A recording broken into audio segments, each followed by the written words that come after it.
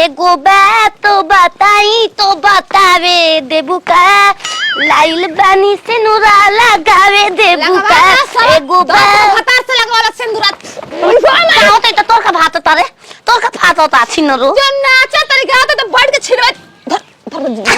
खा के रहो ले के सहूर नहीं खे खाली उठा उठा गप मचा मजा है हम छील के खा ले छीले के ना खाली मुंह में से टप टप आई राम तू छील के बाहर ही निकल के घोंट खा ले मुंह में तो कैसे छीली ऐसे ना छिलो जरा आंख फुटल बा 1 घंटा से कहत हेत छीले के बताओ गोरू हऊ मुंह में आई हो गोरू हो हम ना छिला रे हम ना छिला हम जाते सूते ए राणो तार माई चाहे बाप मर जाई तन काम गिरे में 10 दिन खाती जाई तू तन जिया सुखी से रह दे जा तू ही मुबू तारे क्रिया कमर में आई हाय कौन पोजा हाय कौन पोजा खजुलावे वाला है खजुलाइबू तार माई के खाली लड़े के हाल कह नाचे के गायो के कर माई पेट में ही रहे त रानी खाली नाच देखे जात रहे यही से रानी नचनिया पैदा कइले बिया बनवाए के लूर बना छिलवाए के लूर बटे खाली खाए खातिर भगवान जी लूर दे दहना बनायो के त बनाए लेकिन एक गुना दे चाटे के खाली टुकु टुकु बिलाई में बढ़ के तकबू देखी र खाली आवा हो बनावा आवा तनी तकल कर सिखावा तरीके हइसे बनई है लागत कि ये आदमी के जन्मा के कइले बाड़ी कि हामी जन कहब तवने होई कहीं करता हले बाड़ी आवा तारा खिवाई ना बड़ी मन करता अम्मा जी हाय बना दे बड़ी मन करता ये जान करे के भेत डालो डालो जीरा डालो ओ भतार याद करतन सब जो भेट कले ए डालो जीरा डालो ना जैसे हमार मन करी वैसे बनाए तोर कहला कि हम ना बना दे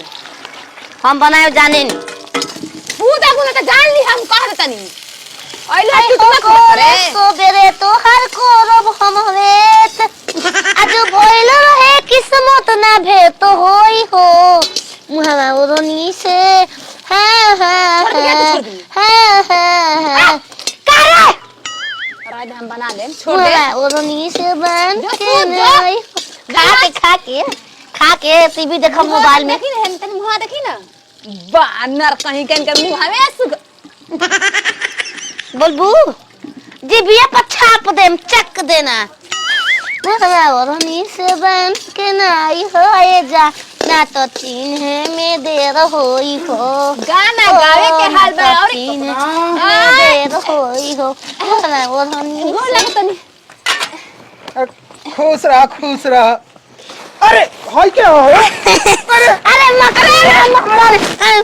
मखनी हो रे के मत पतो मखनी हम खाए गांव घर के हिया आई जैसे ही बहकल पागल लाल झारो ई गांव घर के तूनु ना मा गांव घर कल बोल तो मार दो छप्पड़ घर गांव घर कहीं हमारे घर के है अपने घर के हम हैं वो जीजा ओए कर दीजिए चलो से मखाना हम खाए ना दूध में डाल के दे जाना तिया अल्लाह मैं अचार दे लिया हम ना ले जा मजा मखाने हमारे खाती हो ए छिनरो तक तू बारू तारे खाती हो है जीजा ओहो भाग रहा है नहीं रहा कि भाग से घुघनी बनाते कुछ हो जाई खाई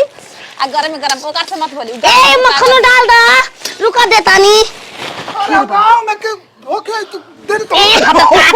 भटर का हमें जे गई कुछ बकेले ए जाके ना करा घर के ही है बोले लेवल में जा का करी बनिहारी लिया हां बटन बजे आ ना ए हमारा रहते ले ओई हो घर के हैं पतो में ये जीजा तो सुनिए तो का कोई पतो में ए पतो में हां पतो में का कहला ई छिनरो बियाह के लेके आइल भाई हमरा के पैसा पर 6 में तिलक बा 6 में बियाहवा भई रही तो तके देखले ना रहत छिनरो देखा सेनो में देखा ए जीजा ई रब ये बोला हां उहे या सही पहचान हुए या ऐसे काहे करती हो दिन ब दिन मखाने ओ तो दिन जान सुनत नहीं चखना ओए मखना आहा रछछी लागत के करा कुछ मिलले ने के भगवान चकर केने बालू ए हम तार मौसा जी हई छिनार मौसा हवा रारो मौसा हवा हमार मौसा है संभालन मौसा के बड़े बड़े दादी चल जाई तोर भतार के मौसा तोरो हम तो रानी नहीं तू के हऊ हम तो राई चल बैठी चल देखो दीदी आता के भेजला सी मखाना हम जान तानी अचार डाल रे ए जी चल ना बैठी द्वारा पर बैठी ये सब ने डाल छिनारो बाल बाल होता था बाल हम डिजाइन में बात क्या है नहीं अपना के आ तनी जीजा मन से देखिए अपना जीजा के बैठा के तुम तो गोर जुठरलू जीजा खइना पहले जीजा हमार पूरा डाल दे पूरा हम खाई न बने दो जीजा के दे दे का तिनार जीजा रोज रोज करवाई रो तो इको जीजा हमन के को बोर घरे स्वागत तो बढ़िया से कइले बिया लेकिन लीजा। तोहर कहां ले सोनो स्पंज मंगले रहलो हमनी के बजरिया में बड़का होटल खुलल बा जीजा अभी तो गरम दिवाली गरम एक दिन चाय। ओकर पीली गर्मी गरम ऐसा मौसम में गरम गरम पिया पर देख तनी गरम रहेला जरा मतलब जी भूबे धिकल बटे भाई ध दी आ पीही और बताई हाल चाल सब ठीक बा ना बढ़िया बा। बड़ा ढेर दिन पहिन है जीजा अब तार दीदिया कहतिया कि दीदिया मंगले बिया मखाना लीनी हो अचार लीनी हो आ एगो औरी देख लिया एथी होई हो अरे हम का कहा बाद में देख ले रजाई के खोल ली भेजैले बिया हां त माई देला से रजाई आ ओकर बाद खोली देबे ना कर जाई जब बाजार में मिलबे ना कर दे नहीं देला कहत रहे हमर मलकनिया ना कि साड़ू भाई के दीदिया गरम नहीं कर पावत जीजा ना का बताई पतो बिया औ पगली सुन जे त कहे कि जीजा ना के गौरी हवा से लकड़ी मार लेनी हां साली में उतना तो हक होबे करेला हां कहे ना इतना तो हक होला ये बताई जीजा कि माने इतना दिन के बाद कहे आई ना हमरा के तन जल्दी जल्दी कहे ना आई ना अब का आई हो तहरा रजाई में गर्मी तो है नहीं खे अयो मैया अब हम का कहे जीजा ऐसा ऐसा लकड़ी मत लगावे लगे चुसला एक और का चुसला फेनु आइले काहे ना रहिना पेन्हाइल बालू दूल्हा पेन्हाइल बारी गमरावे आइल बार गमरावे आइल बार हमर माई के सास माई के गमरा छोड़ चाय पीबो चाय मिली काके ई बता तोरा भाटा हमार तनी जीजा के रखले बार पूरा गांव हाला करम हमार जीजा हम जीजा ओ जीजा चाहे मर जा हमस का मतलब बा जीजा चाहे मर जा आ छिनरो हम घबरा दी रजाई में आयो राम तोरा के बोला वाला जा हम अपमानने आ जाता है अपमानने तू जा चोच में चोच लगा छोड़ देई इज्जत घर के बा हम कनिया बानी तब नोच होय धुनु नोच ले अब चल जी अपना गांव में जा ना जीजा रजाई लेके आओ तो ओकरा के रजाई खोली है खोली है रजाई कैसे लेके आ गइला ससुर ले आज बड़ा का गलो लागत नहीं खुश मत रहो मर्दे का चल मेरा पागल तू रखले वाले कि ना हम तो मारू ना है अपन पागलपन दिखा दे हलू का नहीं तो कहले नहीं चोचे में लगा ये नती ऊपर में हरी के कहत बच्चियों से नामा प्रकोप से मार प्रकोप से क्यों बच्ची प्रकोप रे ना रे प्रकोप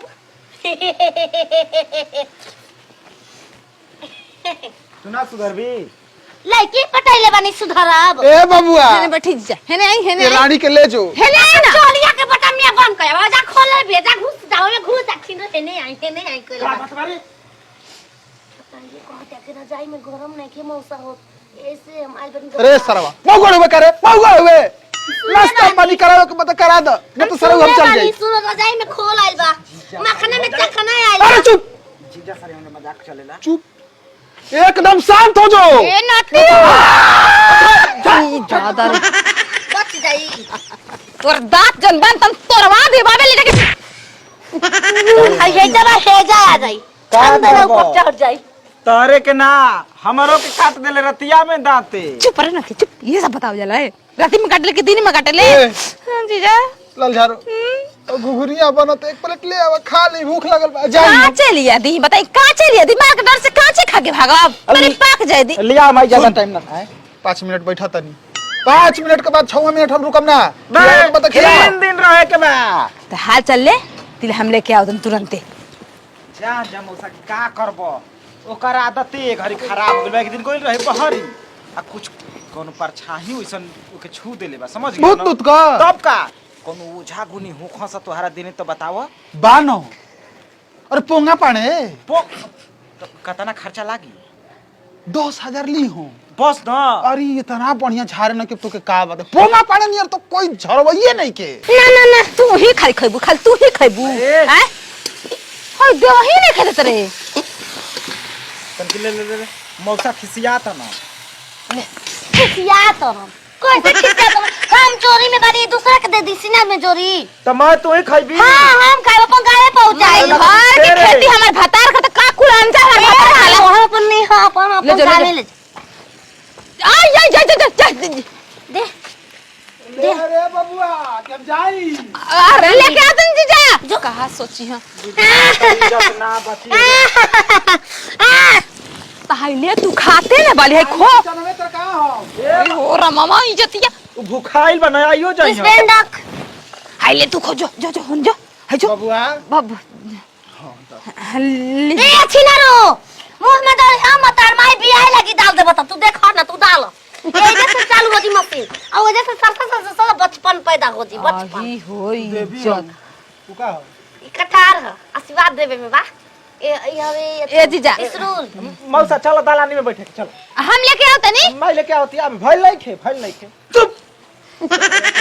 चला तनी वो गांव में पड़ा जब तो जाके का सुनाओ तो हमरा के रजाई लेके बरा अपन माई के रजाई लेके घुसावे खातिर हमरा के बरा ये कभी सास में 50 गो गाड़ रानी देना न्यूज़ हमारा गांव ए रे ब्रेकिंग में ला नाती हो बड़े हर के संगे खा हमरा जीजा के कुछ मत दजा इज्जत में हमारा घर में कोनो कुछ नहीं के इज्जत आ जा नाती हुए बामल आवे खरिया लो ओने मौसा खिसिया गइल तार गांव के हो मौसा आ तार गांव के हो मौसा ओ माय गॉड खबे करम हां ला